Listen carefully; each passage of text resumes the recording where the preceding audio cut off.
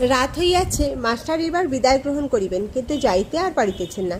তাই নরেন্দ্রের নিকট হইতে আসিয়া ঠাকুর শ্রীরামকৃষ্ণকে খুঁজিতে লাগিলেন। তাহার গান শুনিয়া হৃদয় মন মুগ্ধ হইয়াছে। বড় স্বাদ যে আবার তার শ্রীমুখে গান শুনিতে পান।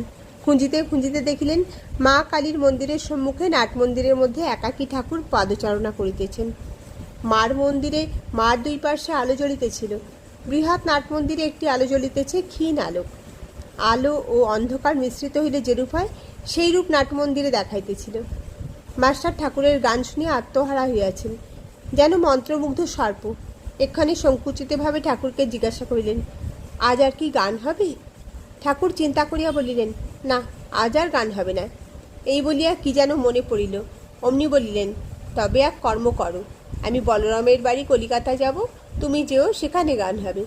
মাস্টার যে আজ্ঞা। শ্রীরামকৃষ্ণ বললেন, তুমি জানো বলরাম বসু? মাস্টার বললেন, আগে না। শ্রীরামকৃষ্ণ, বলরাম বসু বোসপাড়ায় বাড়ি। মাস্টার বললেন, যে আজ্ঞা, আমি জিজ্ঞাসা করব। শ্রীরামকৃষ্ণ বললেন, আচ্ছা, তোমার একটা কথা জিজ্ঞাসা করি, আমাকে তোমার কি বোধ হয়? মাস্টার চুপ করিয়া আছেন। ঠাকুর আবার বলিতেছেন, তোমার কি বোধ হয়? আমার কয়ানা জ্ঞান হয়েছে।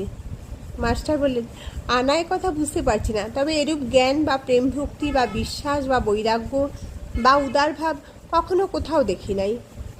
ঠাকুর শ্রীরামকৃষ্ণ হাসিতে লাগিলেন। এরূপ কথাবার্তার পর মাস্টার প্রণাম করিয়া বিদায় গ্রহণ করিলেন। সদর ফটক পর্যন্ত আসিয়া আবার কি মনে পড়িল, অমনি ফিরিলেন। আবার নাট মন্দিরে ঠাকুর শ্রীরামকৃষ্ণের কাছে আসিয়া উপস্থিত। ঠাকুর সেই ক্ষীণালোক মধ্যে একাকী পাদচারণা করিতেছেন, একাকী নিঃসঙ্গ। পশুরাজ যেন অরণ্য মধ্যে আপন মনে একা একই বিচরণ